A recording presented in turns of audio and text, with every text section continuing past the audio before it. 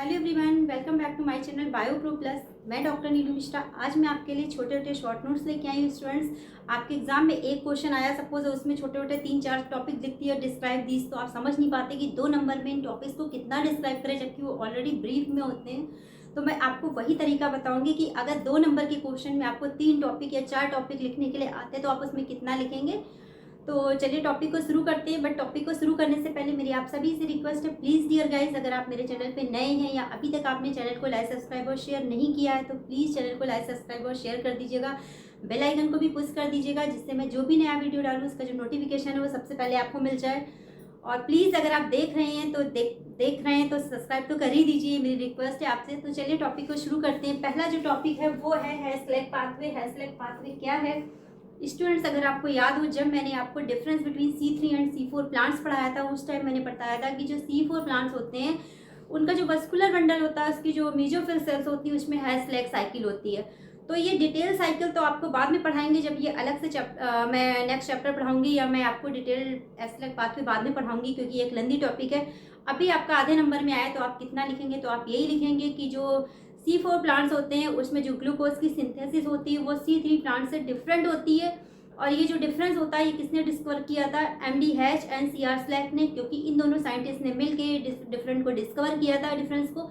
इसीलिए इस साइकिल को हैज़-लैग पाथवे कहते हैं। आधे नंबर में आपको इतना ही लिखना है। नेक्स्ट आपका जो टॉपिक है वो है PEP कार्बोक्सिलेज। PEP कार्बोक्सिलेज बहुत इंपॉर्टेंट है, बहुत बार लिखने के लिए आता है, नीट में से क्वेश्चन भी आता है कि PEP carboxylase are found in, और ऑप्शन आपको दिए होते हैं।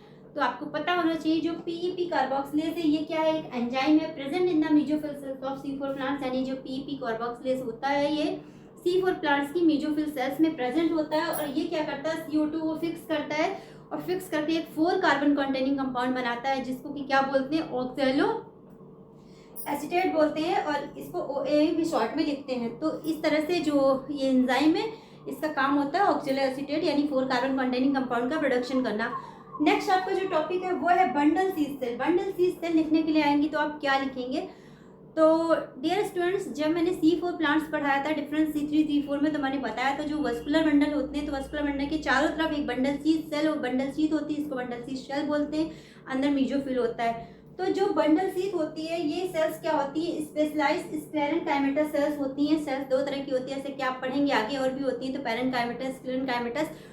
तो बंडल सीथ शेल्स क्या होती है, एक तरह की स्पेशलाइज्ड शेल्स होती है जो इसके स्क्लेरेनकाइमा की बनी होती है, इसलिए इनको स्क्लेरेनकाइमेटस शेल्स बोलते हैं। और ये क्या करती हैं, कहाँ पाई जाती है? Present around the vascular bundle in the veins of monocot leaves. जो मोनोकॉट होते हैं, यानी मोनोकॉट क्या होते हैं, ऐसे प्लांट जिनके सीड में सिंगल कॉटिलीडन होता है। ये टॉपिक मैं आपको पढ़ा चुकी हूँ कि मोनोकॉट और डाइकॉट क्या होते हैं। तो मोनोकॉट की जो लीव होती है उनकी वेन्स में जो वस्कुलर बंडल होते हैं वहां पे ये सेल्स प्रेजेंट होती हैं, और ये सेल्स क्या करती हैं, ए ग्रेनल क्लोरोप्लास्ट होता है इनमें, मतलब इनका जो क्लोरोप्लास्ट होता है, क्योंकि लीव्स में है तो क्लोरोप्लास्ट तो होगा ही, लेकिन इन सेल्स के क्लोरोप्लास्ट में ग्रेनम नहीं होता है।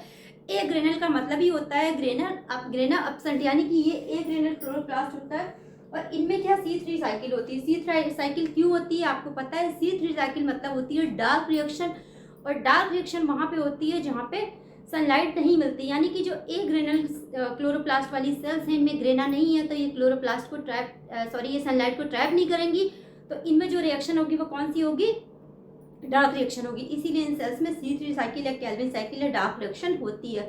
तो स्टूडेंट्स, ये आपके शॉर्ट नोट्स थे जो कि आधे नंबर में लिखने के लिए आते हैं, और आपको पता होना चाहिए इनमें से तीनों में से क्वेश्चन भी आता है आपके नीट एग्जाम के लिए। मैं इसलिए भी आपको ये शॉर्ट नोट्स पढ़ा देती हूँ क्योंकि आपके नीट में भी क्वेश्चन आते हैं। और खास तौर से जो ये PEP कार्बोक्सिलेज एंजाइम है ये, और ये बंडल सीथ शेल, इनमें से क्वेश्चन बहुत बार आता है। और बंडल सीथ शेल अगर आपको पता है तो आप C3 C4 में डिफरेंट भी लिख सकते हैं, वहाँ पे भी ये क्वेश्चन आता है। तो आज का ये टॉपिक जो शॉर्ट नोट्स थे वो कंप्लीट हुआ। कैसा लगा आपको? नेक्स्ट टाइम पे मैं आपको कोई नया टॉपिक लेके आऊँगी, फिर से इसी टाइप के कोई शॉर्ट नोट्स टाइप का। जब तक मैं फोटोसिंथेसिस चैप्टर के सारे शॉर्ट नोट्स फिनिश नहीं कर दूंगी, मैं नया चैप्टर नहीं स्टार्ट करूँ, क्योंकि मैं नहीं चाहती कि उसमें कोई भी ऐसा टॉपिक छूटे जो आपके एग्जाम में आए और आपको ना आता हो। इसीलिए मैं फोटोसिंथेसिस चैप्टर के हर एक टॉपिक को आपको स्टेप बाय स्टेप पढ़ा रही हूँ। अगर आपको ये टॉपिक पसंद आ रहे हैं और अच्छा लग रहा है तो प्लीज़ मुझे लाइक करिएगा, कमेंट करिएगा। Thank you.